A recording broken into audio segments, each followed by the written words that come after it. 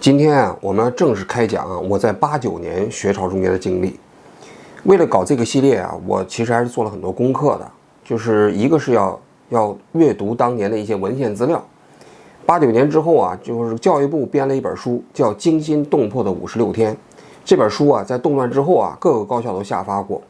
书呢，内容是揭批赵紫阳这个集团利用学生搞动乱，但这本书呢，他编的这个史料价值还挺高的，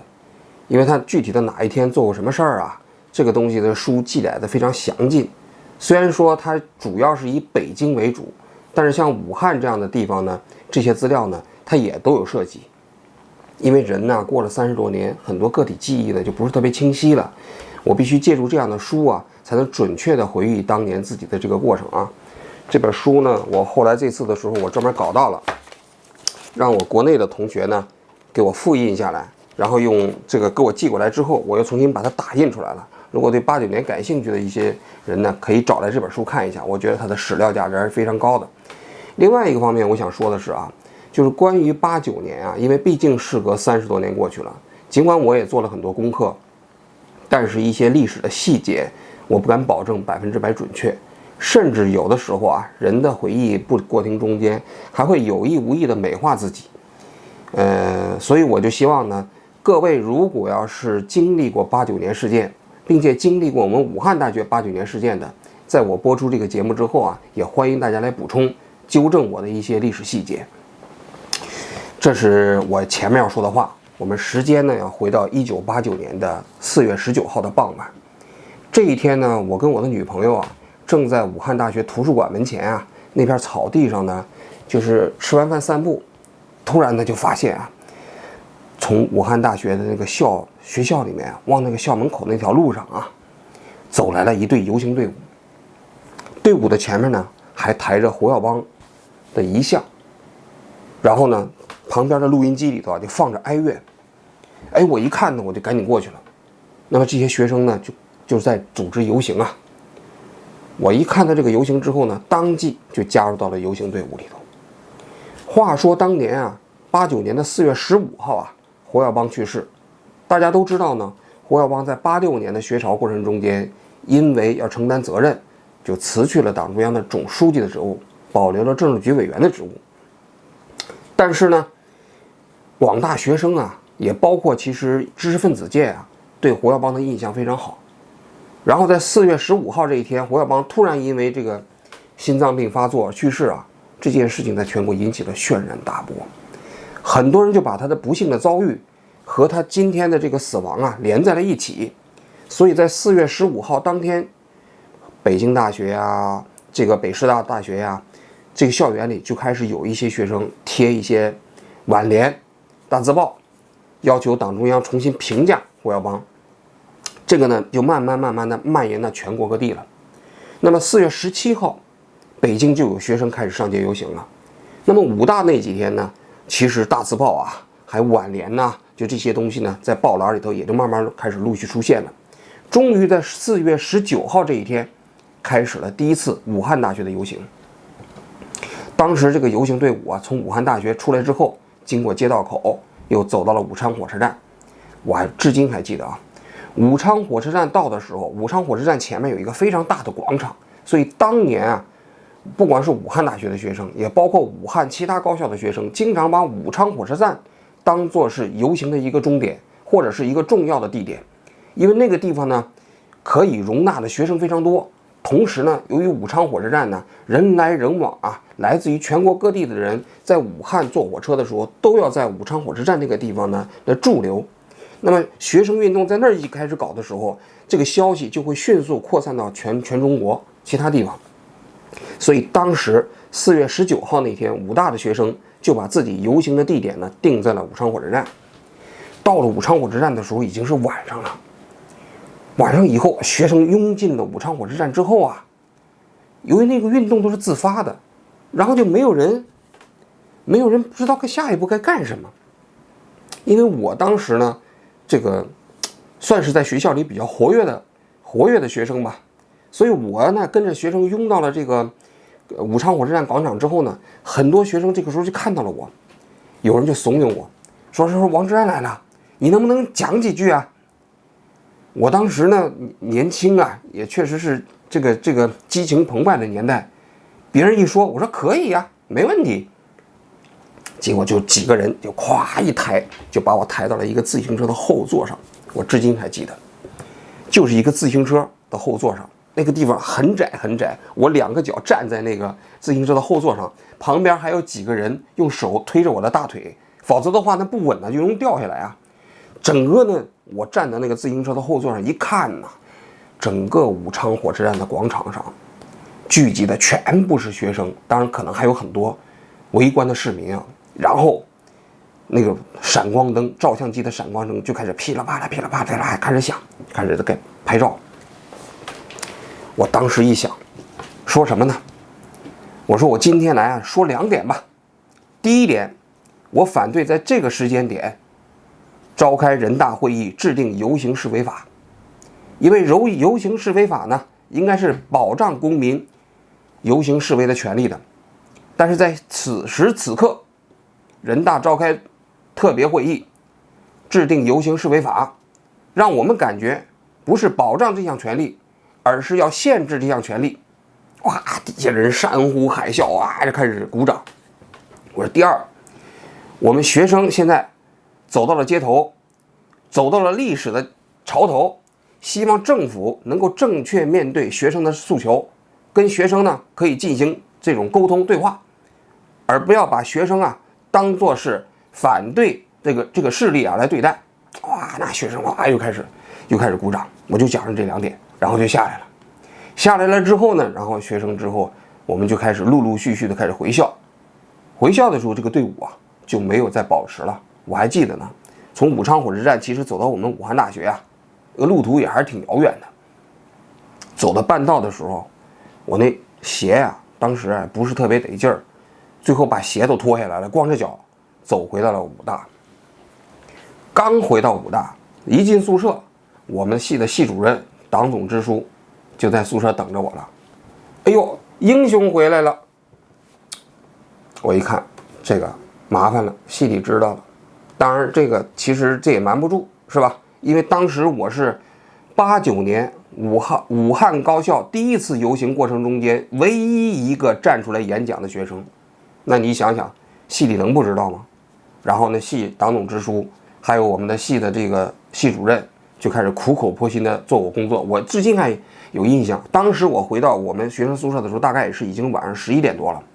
我们那个时候啊，宿舍晚上要熄灯的，就到了时间要熄灯。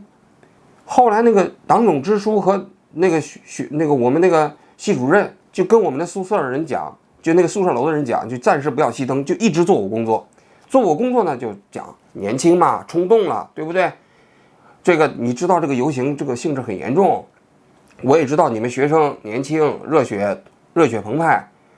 就让他们跟我讲话的核心目的就是一个，第一把这事情说清楚，第二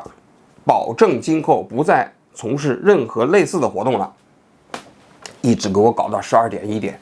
我也记不清楚了啊时间。最后呢，我也就是跟他们承诺了，我说我不再从事类似的活动了，否则过不了关嘛，是吧？这是4月19号这一天，也是我正式参加89年学运的开始，也算从某种角度来讲第一次吧，正式登上了我们武汉学运的历史舞台。但是4月19号之后啊，学潮运动就开始风起云涌，20号、21号、22号，每天武大的学生都开始游行。那个学生运动一旦启动啊，想要再下去，其实并不是那么容易的。那个时候，学生只要抬着一个花圈，抬着一个遗像，就开始游行，马上就有人跟着出去了。因为平时都压抑着那种所谓这不可以啊，但是那个时候一看游行之后，学校也没怎么着，年轻学子的那样一种血脉喷张啊，就起来了，就开始游行。4月22号这一天是胡耀邦总书记的追悼会，因为那几天学生的核心诉求啊，是要求党中央对胡耀邦进行正确的评价。大家都在说，看胡耀邦追悼会的时候，第一，邓小平会不会参加？第二，邓小平参加的时候如何评价胡耀邦？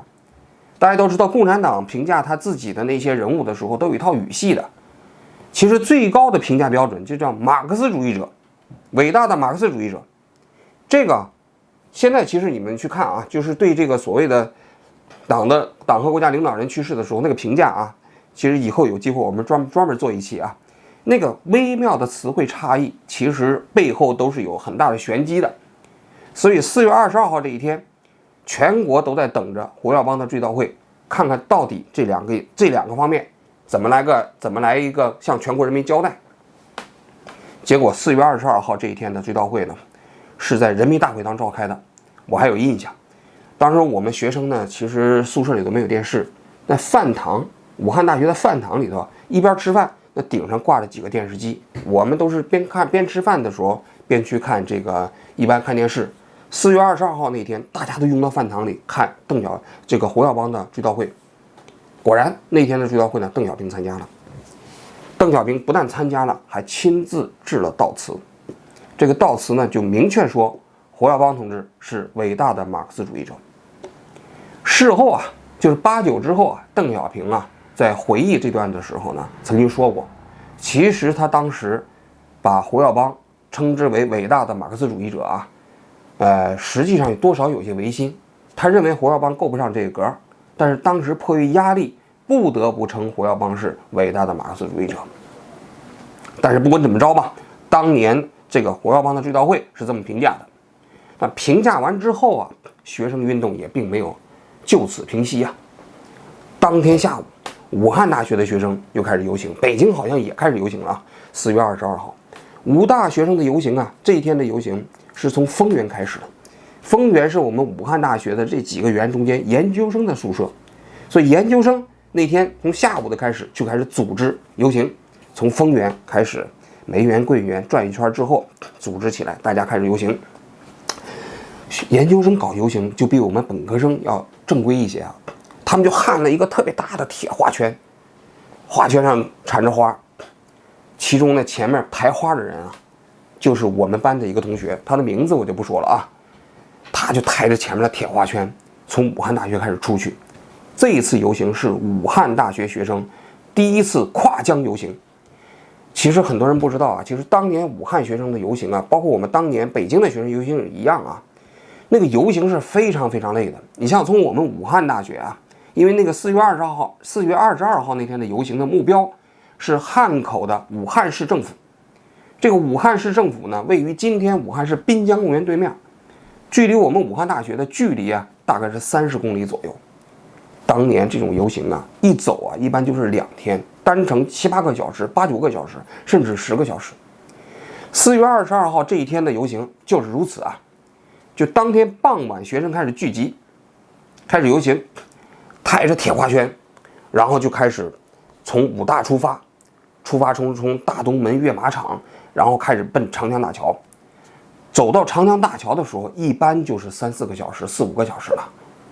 学生就在这个地方驻足休息，一般来说坐在那个地方休息1个小时左右，再继续往前走。等走到了滨江公园的时候啊，走到汉口的时候，其实天已经蒙蒙亮了。他们就在汉口那个中山大道，汉口最繁华的那条大街上啊，进行游行。哇，当时武汉市民都驻足啊、拍照啊、给学生加油啊，然后通过中山大道一直走到了武汉市的滨江公园。但是走到滨江公园的时候啊，这些学生说实在已经累得都差不多了，都累得不行了。首先呢，数量没有武大出门的时候那么多了。其次，你看那队伍啊，也不是那么整齐了。就走了差不多10几个小时，一直走到了滨江公园的时候啊，这些学生已经都累得够呛了。据我的那个同学回忆啊，因为4月22号这次游行我是没参加的，所以都是他们回忆给我的。当时他们抬着铁花圈到了滨江公园的时候，已经彻底都快累得虚脱了。所以那个铁花圈放到那个地方的时候啊，很多学生就都走了，一哄而散了。后来我这个同学又找了一个人，又把这个铁花圈从汉口的滨江公园一直抬回到了武大。我呢确实那是一个重体力劳动啊。所以等回程的时候啊，学生几乎就没有再用游行这种方式了，大多数学生都是通过坐公交车啊这种方式啊回到了武大，因为实在是太累了嘛，是吧？这是4月22号。4月22号的这个游行结束之后啊，紧接着再往前就是4月26号。因为4月25号的时候，邓小平搞了一次讲话，叫做这是一场动乱，就指出来学生这场运动啊背后有人指使，然后呢目的呢是跟党中央国务院作对，西方敌对势力什么这个外面控制啊，然后呢这是一场不折不扣的动乱。4月25号这一天邓小平讲话之后呢，马上这个人民日报呢就根据他的这个讲话整理成了一篇社论。这一篇社论是在4月26号早上见报的，但是在4月25号的晚上，中央人民广播电台就开始公布了，就开始播报了。当时学生听到这个消息之后啊，那种情绪对立还是比较严重的。因为从4月19号开始学生游行，就像我们都是4月19号开始游行，到4月26号期间的1个礼拜，总体来讲学校啊各个方面对学生啊没有太多的干预。但是4月26号对学生运动的定性，其实大家心里是非常非常不平的。因为总体来讲这是在悼念胡耀邦总书记嘛，那胡耀邦也是共产党的一个高级官员，又不是一个敌对分子，那你怎么能说学生悼念胡耀邦这是一场动乱呢？对吧？然后就在当天4月26号的当天，武汉大学早上贴了一个布告，说我们准备在华北楼302召开武汉大学学生自治联合会的成立仪式。这个到底是谁发布的啊？我不清楚，我当然不清楚，我并不是组织者。但是我当时呢那几天呢，从4月19号开始游行之后呢，也确确实实是学校的比较活跃的分子。那我们系老师要求我不要再参加了这个活动了，其实我也是阳奉阴违。然后在学校里各个系之间互相串联呐，然后密谋搞活动啊，这种活动我也没少参加。所以4月26号这一天想要召开高自联会议的重立会议的时候呢，我也非常兴奋，因为北京啊很早就成立了高校自治联合会，所以北京的那面的学生的运动啊基本都是有组织的。大家都知道，现在那推特上的卜志强，他当年他们就是这个北京市，他们不但各个学校有学生自治联合会，整个北京还搞了一个北京市高校学生自治联合会，被简称为高自联。但武汉呢没有这组织，你搞活动就都是一盘散沙嘛。所以那个时候我们就特别想在武汉大学包括整个武汉高校啊成立起武汉的学生自治会组织。因为当年的学生会啊，各个学校的学生会啊跟学生运动之间那是完全对立的，他们完全站在了学校一边。所以学生运动起来之后，学生会的他们这些干部呢扮演的角色都是学校那些领导的密探，阻止学生参加游行的这个力量。所以说学生运动一起来之后，就想踢开这个所谓的就想踢开这个所谓的学生会，要自己组建自己的组织。4月26号那天晚上，我就到了华北楼的302。那个整个教室不大，大家都知道武汉大学的华北楼啊跟武汉大学的化学楼是连在一起的，环境科学系他们那边的那一个学生上课的地方。当然我们也可以上，像我们化学系也经常在那儿上课啊。那一天的302教室啊人山人海啊，我们很早就在那儿站的位置，结果那个有站着的，还有趴着窗户的。结果到晚上的时候呢，这个时候有一个学生上台就说想组建学生自治联合会，结果很快就出来了2个就是那种学生干部的模样的人，然后呢就说他们是学校的学生干部，就问学生们，你们这里到底是要做什么，你们的目的是什么，你们要成立这样的组织诉求到底是什么，就纯属在现场搅和。结果呢武汉大学的高自联的成立仪式啊，就4月26号这第一次试图成立高自联的努力啊，就被这些学校的学生干部，我也不知道是学生干部还是其他的干部给搅和了，没成功。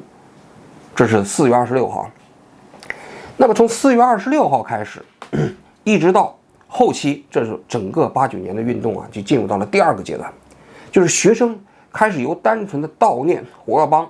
去世开始抗争，要求中央对学生运动本身进行正面评价，进行重新评价。因为学生认为426社论本身对学生是一种污蔑，那当然，这方面北京学生搞的就更正规了啊。武大的学生也开始天天上街游行，上街游行的时候就开始，比如说去湖北省政府之前呐、政府之间呐、武汉市政府之间呐游行。但具体的细节，说实在，这多年来我已经有点记不太清楚了。但是5月4号这一天的游行，我是记得的，因为当时那个气氛呢，全国的气氛呢，大家都在等5月4号。为什么？5月4号是5·4青年节，5·4青年节本身是中国近代化的这个之先声，而且它也是当年是学生运动为代表的一场运动。而共产党的意识形态里面一直把5·4运动抬高到一个非常高的地步。那么今天我们的学生也希望通过在5·4这一天的游行呢，来重新彰显学生走在历史潮流的这样一种状态。所以5·4这一天之前呢，全国各地的高校啊都在串联商议5·4这天要搞大游行。5月4号这一天是上午呢，北京的高校就不用说了啊。我北京大学的学生，我至今印象还非常清晰。他们从北京大学走出来啊，一直走到天安门广场，走的第一排的学生啊，那个标语我至今还记得，每一个学生抬一个字儿，或者是2个学生抬一个字儿，那个字特别巨大。当年的科技日报的报道，科技日报啊，这个不起眼的报道啊，当年呢是89年过程中间对学生报道特别充分的一个报纸。当然后来也被整治的非常厉害了。他比那个中国青年报啊什么之类的报道的不但充分，而且很早的就开始对学生给予正面评价。北大学生的那个标语啊，叫做5·4的先辈们，我们走来了。哇，当时看到这样的标语啊，热血沸腾，真的是热血沸腾。就是我们这一代年轻人是从5·4的那一代先辈过程中间接过的这样一种历史责任，然后我们要完成他们当年没有完成的历史使命，这样一种传承关系，可以说是我们每个人身上都能够体现，就是觉得自己身上有无上的责任，有无上的光荣。武大的学生啊，那天也是一样，从武汉大学出发，一直走到湖北省的省委礼堂，向湖北省的省委领导啊开始递交请愿书。我还有印象，那天我也参加了。当时参加这些学生游行的时候啊，我们学校的那些领导啊，系里的领导啊，都跟着一起去游行啊。游行过程中间有2个目的，一方面监督学生不要出什么过格的事情，另外一方面呢，就遇到我们这些学生头头，我自己不叫学生领袖，这学生头头就开始给我们在旁边谈心。5·4那一天，我在游行的过程中，我们武汉大学的党委副书记郑永廷走到半道的时候看见我了，他说：“哎呦，这不是王志安吗？是吧？你又参加了？你觉得你参加这场运动，你的目的是什么？你觉得你达到你的目的了吗？”就跟我谈心呢。我一看那郑永廷副书记已经累得够呛了，因为他们，你想，我们当年都是20岁左右的年轻人呢，但他们呢都是50、60岁的人了，跟着我们一起走啊，走3、4个小时之后，基本上都累得快垮架子了。他旁边有一个工作人员帮他拿衣服，然后呢一边走一边给我做思想工作。他说：“你说说，你到底是你实现了你的目标吗？”我说：“郑书记啊，实不实现目标啊，我不知道，但是啊，我们把我们的这个诉求表达出来，我觉得我们就实现了我们的历史责任，完成了我们的历史使命。”然后呢，我就跟他拜拜了，是吧？后来我们整个游行队伍啊，一直走到了湖北省的省委礼堂，有几个学生给那个湖北省的当时的书记关广富啊递交了请愿书。